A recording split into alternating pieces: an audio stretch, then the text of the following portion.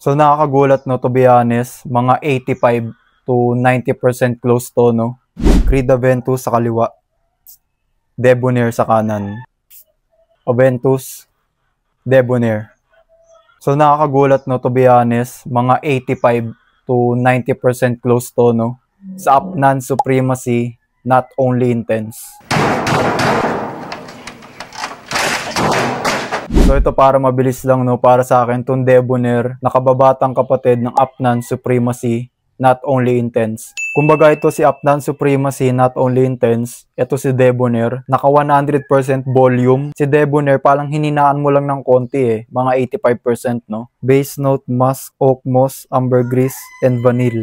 Siguro yun yung parang naamoy ko dito na slightly ambery. May nadedetect ako ditong amber sweetness no, kagaya ng sa Upnan Supremacy, Not Only Intense. As in, same na same talaga sila. So para dun sa mga di nakakaalam ng amber no, yung amber is para siyang warm sweetness no, para siyang malagkit na sweet. So alam niyo yung parang naaamoy niyo sa Upnan Supremacy, Not Only Intense na overripe na pineapple na may parang may halong vanilla. Ganun yung napipick up ko dito no, sa Debonair. Ambery fruity sweet. Ganun yung vibe niya. Hindi kagaya nitong Aventus yung Aventus fresh and sweet Wala yung parang warm sweet na meron dito Dito for some reason talaga parang may pagka Middle Eastern vibe, ganun. Para siyang ambery sweet na fresh. Lalo sa dry down nitong Debonair no, para siyang may fruity sweet, vanilla-ish. Ganun yung dry down niya Hindi kagaya nitong Aventus. Para siyang mossy, woody, na may konting fruitiness no yung dry down nito. Ma-oak moss yung dry down.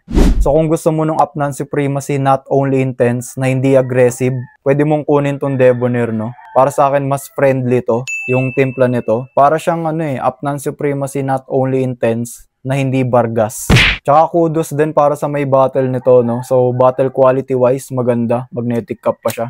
So para sa akin, it's good for what it is. Decent din naman yung performance niya no, parang 5 hours 30 minutes.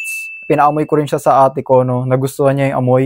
So di na rin natin talaga maalis na malakas sa compliment yung Aventus DNA no. Debonair from Father and Son, para sa akin mga 65 to 70% close sa OG no. Mas malapit siya dun sa Upnan Supremacy, Not Only Intense. Siguro mga 85, kung hindi man mga 90% close. Ganun na ganun talaga yung core scent nila no, parehas sa parehas. Para sa akin yun yung dinudup niya hindi ito Para siyang Middle Eastern freshie na Aventus DNA. Parang ganun, kung nagigets nyo no. So yun lang. Peace out.